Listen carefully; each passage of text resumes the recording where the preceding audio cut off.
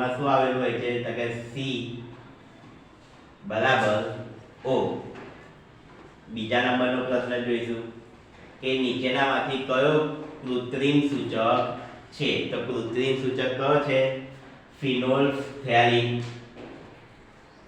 ત્રીજા નંબરનું જોઈશું કે 5, 10, 15 ના 3 અવરોધોને એકબીજા સાથે સમાંતર જોડતા પરિપથનો સમતુલ્ય અવરોધ કેટલો થાય છે? તો પરિપથનો સમતુલ્ય અવરોધ થાય છે 5 થી નાનો. ચોથા નંબરનો પ્રશ્ન જોઈશું કે મહેશ પાસે કાગળ સળગાવવા માટે માચીસ નથી, તો તે શેનો ઉપયોગ કરીને દિવસે તે કાગળ સળગાવી શકે? તો કે બહિર્ગોળ લેન્સ. બરાબર. તમને બધાને ખબર છે કે આપણે જ્યારે નાના હતા ત્યારે શું કરતા હતા કે કાગળ પર મૂકી અને સૂર્યપ્રકાશનું કિરણ તેની ઉપર પાડતા હતા અને એ કાગળ સળગવા માંડતું હતું. બરાબર. તે એની માટે કયો કાચ વપરાય છે? તો કે બહિર્ગોળ લેન્સ વપરાય છે. આગળ પાંચમા નંબરનો પ્રશ્ન છે કે સામાન્ય દ્રષ્ટિ ધરાવતી પુખ્ત વ્યક્તિ માટે સ્પષ્ટ દ્રષ્ટિ અંતર કેટલું હોય છે? તો કે સ્પષ્ટ દ્રષ્ટિ અંતર છે 25 સેમી. આગળ છઠ્ઠા નંબરનો પ્રશ્ન છે બજારમાં મળતા આથવણમાં સંરક્ષક તરીકે ખાલી જગ્યાનો ઉપયોગ થાય છે. તો બજારમાં જે આથેલી વસ્તુઓ મળે છે તો તેના રક્ષણ માટે અંદર શું નાખવામાં આવે છે? તો કે એસિટિક એસિડ નામનો જે પદાર્થ આવે છે તે નાખવામાં આવે છે. સાતમા નંબરનો પ્રશ્ન છે કે 1 કિલોવોટ અવર્સ ખાલી જગ્યા જૂલ. તો ખાલી જગ્યામાં જવાબ આવશે 3.6 ગુણ્યા 10⁶. આઠમા નંબરનો પ્રશ્ન જોઈએ પર્ણતંત્ર ખુલવા બંધ થવાની ક્રિયાનું નિયમન ખાલી જગ્યા કરે છે. તો ખાલી જગ્યામાં જવાબ આવશે રક્ષક કોષ. આગળ નવમા નંબરનો પ્રશ્ન જોઈએ કે આનુવંશિકતાના અભ્યાસ માટે વ્યવસ્થિત પ્રયોગો સૌપ્રથમ ખાલી જગ્યા વૈજ્ઞાનિકે કર્યા હતા. તો વૈજ્ઞાનિકનું નામ શું છે?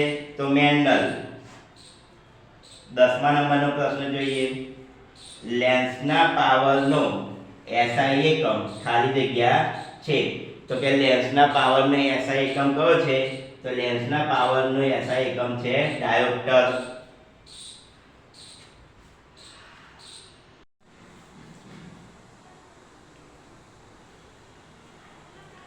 હવે આગળ 11મા નંબરનો પ્રશ્ન જોઈશું કે શિશુ અને ક્લાઇમિંગ મિશ્ર ધાતુ ખાલી જગ્યા છે.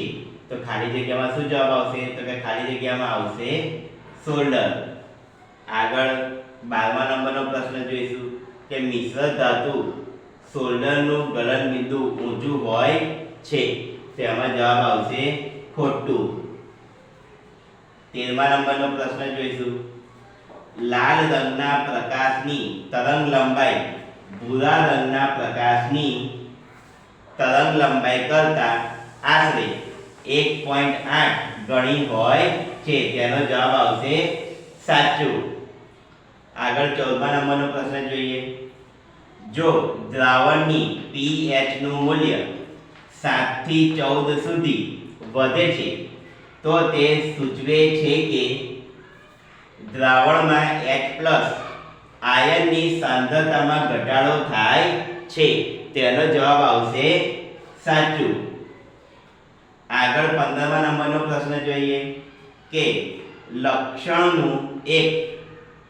લક્ષણનું એક પેઢીમાંથી બીજી પેઢીમાં સાતત્ય શું કહેવાય છે? તો એનો જવાબ છે આનુવંશિકતા. આગળ 16મા નંબરનો પ્રશ્ન જોઈએ તો કે હું વિદ્યુત પરિપથમાં વહેતા વિદ્યુત પ્રવાહનું માપન કરું છું. તો આ કયું સાધન છે? તો આ સાધનનું નામ છે એમીટર. બરાબર. હવે જો જોડકા સ્વરૂપે જે પ્રશ્ન પૂછાય છે એ આપણે જોઈએ તેમાંનો પહેલું શું છે 17મા નંબરનો કે પરાવર્તી ક્રિયા. તો પરાવર્તિત ક્રિયા કોના દ્વારા થાય છે? તો કે કરોડરજ્જુ દ્વારા થાય છે. 18મો નંબર પ્રશ્ન જોઈએ. અનૈચ્છિક ક્રિયા. તો અનૈચ્છિક ક્રિયા કોના દ્વારા થાય છે? તો કે લંબમજ્જા દ્વારા થાય છે. આગળ 19મા નંબરનો પ્રશ્ન કે દ્વિતીય પોષક સ્તર. તો દ્વિતીય પોષક સ્તરની અંદર શું આવશે? તો આવશે પ્રાથમિક ઉપભોગીઓ. અને 20મા નંબરનો પ્રશ્ન છે કે તૃતીય પોષક સ્તર. તો તૃતીય પોષક સ્તરમાં કોણ આવશે? તો કે દ્વિતીય ઉપભોગીઓ. બરાબર. આ હતા જે ધોરણ 10 ના વિજ્ઞાનની અંદર વિભાગ એ ની અંદર પૂછાતા મોસ્ટ આઈએમપી પ્રશ્નો. અસ્સલામુ અલૈકુમ.